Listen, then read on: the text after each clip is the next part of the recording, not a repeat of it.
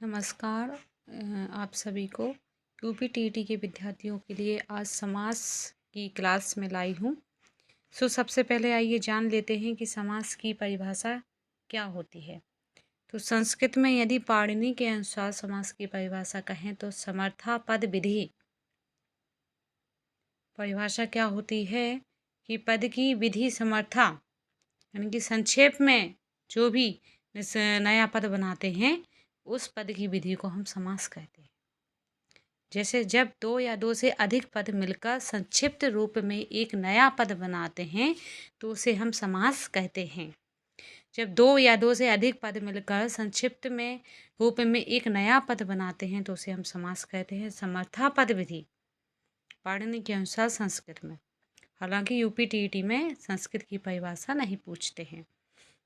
उदाहरण जैसे कि आज्ञा पुरुषा दो पद हैं, दो पद को मिला करके हमने एक पद बना दिया, एक नया पद बन गया राजपुरुषः, तो उसको हम समास कह देते हैं। गंगाया जलम दो पद हैं, दो पद को मिला करके हमने एक पद बना दिया गंगा जलम, तो उसको हम समास कहते हैं। आइए समास के मुख्य भेद क्या क्या होते हैं।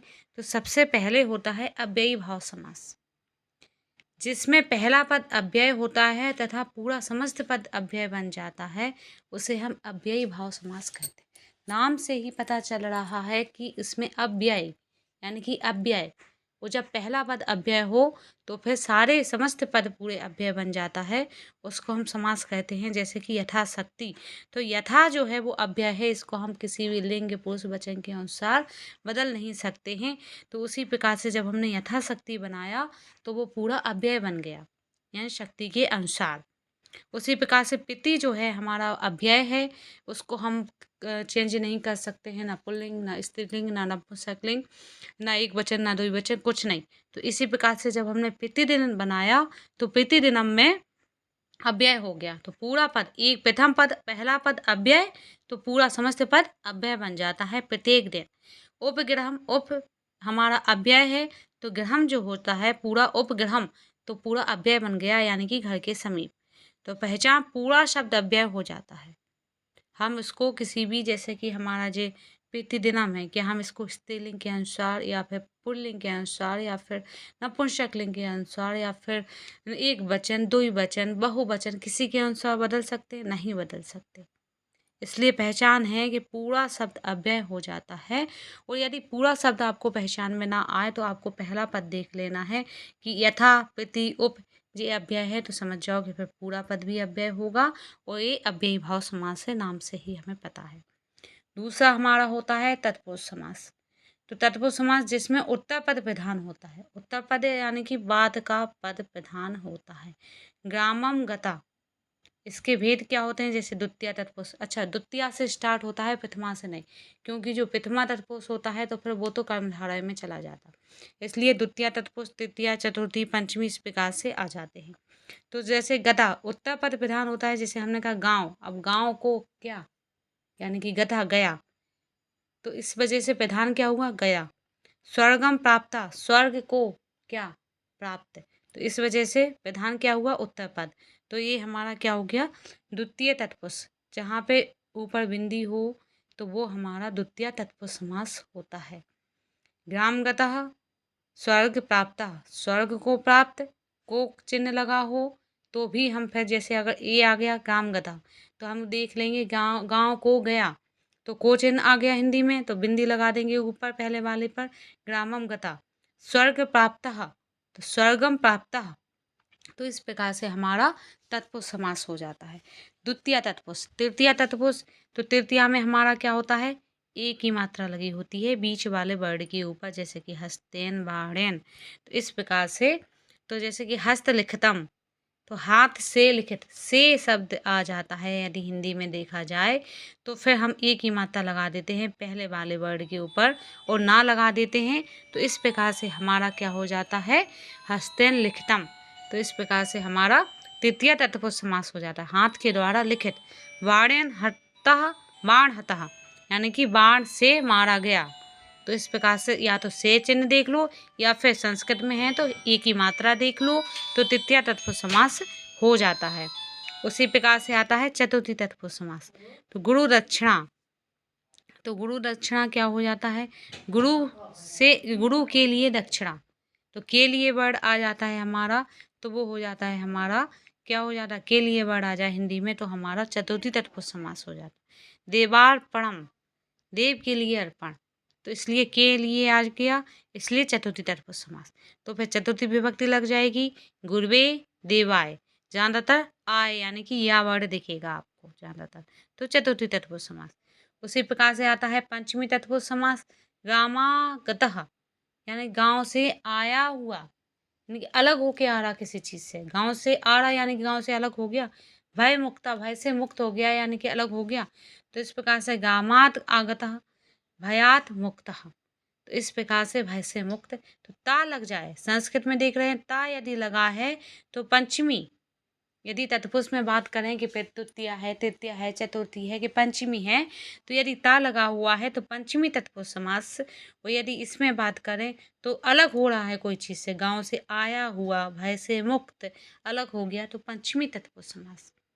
उसी प्रकार से हमारा षष्ठी तत्पुरुष समास, तो षष्ठी तत्पुरुष समास में होता है जैसे कि राज्ञापुत्रः, गंगाया जलम, यानी राजपुत्र तो राजा का पुत्र, काकी के चिन्ह लग जाता है, गंगा जलम, गंगा का जल, काकी के चिन्ह लग जाता है, तो षष्ठी तत्पुरुष समास हो जाता है। यहाँ पे ज्यादातर क्या होता है कि छोटा पे बिंदी या फिर बड़ा पे, स्त्रीलिंग है तो बड़ा पे बिंदी और पुल्लिंग है तो छोटा पे बिंदी। ये ज़्यादा ये ज़्यादा ट्रिक नहीं है, लेकिन फिर भी थोड़ा बहुत ट्रिक है ये, नहीं तो काकी के चिन्ह देखना है, आज्ञापुत्रा, राजा का पुत्र, गंगाया जलम, गंगा का जल। सप्तमी तत्पुरुष समास होता है जैसे कि वनवास, तो एक ही मात्रा इसमें भी आ जाती है, वन में वास, में आता, हिंदी में होता है वन में वास, ग्रस्त, घर में रह स्थित, यानी कि मैं का चिन्ह आ रहा है आपका, तो क्या हो जाता है सप्तमी तत्पुरुष समास, वने वासः गृहे स्थितः, तो इस प्रकार से हो जाता है। कर्मधारय समास क्या होता है, कर्मधारय समास में विशेषण प्लस विशेष हो जाता है। विशेषण तो आपको पता ही हो, किसी चीज़ की विशेषता बताते हैं, और विशेष जिसकी विशेषता बताई जाती है वो विशेष, जैसे कि नीलोत्पलम, तो नीला यानी कि विशेषता बता रहा है कि नीला है कि काला है कि गोरा है कि पीला है, ऐसे। उत्पलम क्या है, उत्पलम उत्पल है, नीला है कि काला है क्या, तो ये विशेष हो गया और ये क्या हो गया विशेषण, इसलिए नीला उत्पला, इसलिए नीलोत्पलम। महापुरुषा कृष्ण सर्पः, तो दोनों पद एक ही वस्तु का बोध कराते हैं, तो इस प्रकार से हमारा एक विशेषण एक विशेष हो जाता है। उसके बाद आता है द्विगु समास। द्विगु समास में सबसे सिंपल संख्यावाची शब्द हो, पहला पद संख्यावाची होता है, जैसे त्रि 3, पंच 5, सप्त 7, इसलिए त्रिलोकी, पंचवटी, सप्तर्ष्य, तो इस प्रकार से द्विगु समास संख्यावाची होता है। उसी प्रकार से होता है द्वंद्व समास।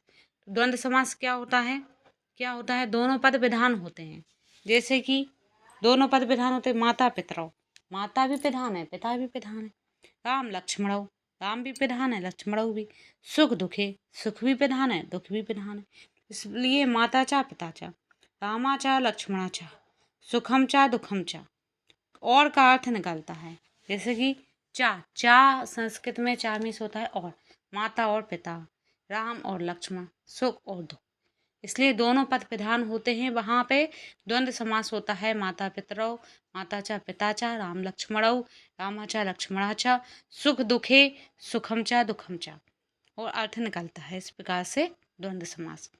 बहुव्रीहि समास क्या होता है, जिसमें कोई भी पद प्रधान नहीं होता, अर्थ किसी अन्य व्यक्ति या वस्तु का होता, जैसे कि हमने कह दिया पीताम्बर, पीला अंबर पीताम्बर, पीतम अम्बरम यस्य सा, पीला है अंबर जिसका वह, यानी कि अर्थात श्री कृष्ण, दशानना 10 आन्नानी यस्य सा, 10 मुख हैं जिसके वह, अर्थात रावण, चक्रपाणी, चक्रम पाणो यस्य सा, चक्र है हाथ में जिसके, अर्थात क्या भगवान विष्णु, जिसका अर्थ निकलता है वह, जिसका यानी कि अर्थ निकलता है, यानी कि अन्य किसी उसका अर्थ निकलता है, अन्य किसी वस्तु का।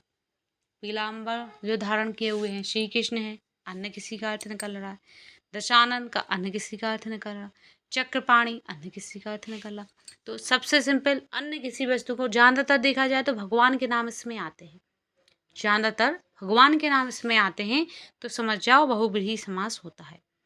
अब कुछ उदाहरण हैं जो कि बहुत मोस्ट इम्पोर्टेंट है, जो कि पूछे जाते हैं यूपीटीटी में, जो शायद फंस भी जाए। राजपुत्रः यानी षष्ठी तत्पुरुष समास होता है, राजा का पुत्र। गंगा जलम षष्ठी तत्पुरुष, गंगा का जल। वनवास, वन में वास सप्तमी तत्पुरुष समास। गुरु दक्षिणा, गुरु के लिए दक्षिणा यानी चतुर्थी तत्पुरुष। हस्तलिखितम, हस्तेन लिखितम यानी कि हाथ से लिखित, हाथ से द्वारा लिखित यानी तृतीय तत्पुरुष। माता पितरौ यानी कि माता और पिता दोनों। नीलोत्पलम, नीला है उत्पल यानी कि कर्मधारा है। त्रिलोकी यानी कि 3 लोक हैं यानी कि द्विगु। यथाशक्ति, शक्ति के अनुसार यानी अव्ययी भाव। दशानना, बहुव्रीहि यानी 10 मुख हैं जिसके। इस प्रकार से याद रखने की ट्रिक क्या है? देखो, सबसे पहले हमने बताया अव्यय पहले हो, अव्ययी भाव समास, नाम से ही पता चलेगा। उत्तर पद प्रधान हो, बाद का प्रधान है, उत्तर तत्पुरुष समास। कैसे पता चलेगा? जैसे गाँव में गता तो अर्थ निकाल लो, गाँव को गया, तो आधा पहले बोल दो गाँव को। अब गाँव को क्या, जब तक गया नहीं जुड़ेगा, जब तक कि कुछ होएगा नहीं, यानी कि गया प्रधान है, तो तत्पुरुष समास हो गया। इस प्रकार से ऐसी सब में उसी प्रकार से विशेषण हो, विशेष हो, कर्मधारय, एक कोई की विशेषता बता रहा हो, एक विशेषण विशेष हो। द्विगु, संख्या पहले हो, द्विगु समास। दोनों पद प्रधान हो, माता पिता, राम लक्ष्मण, सुख दुख, और का अर्थ जानता निकलता है, द्वंद्व समास। जिसका और जिसके हो, यानी कि जिसका अर्थ निकलता हो, अन्न का अर्थ निकलता हो, कि जिसके 10 मुख हैं, जिसके वह। पीला अम्बर धारण किए हैं वह, हाथ चक्र में लिए हुए हैं वह। तो जिसका या जिसके लग के अर्थ निकले बहुव्रीहि, या कह सकते हैं कोई तीसरा अर्थ निकले, या जो वाक्य में है वो नहीं, कोई कुछ दूसरा ही अर्थ निकले, या फिर भगवान के नाम हो सीधा सीधा, तो फिर वो बहुव्रीहि समास।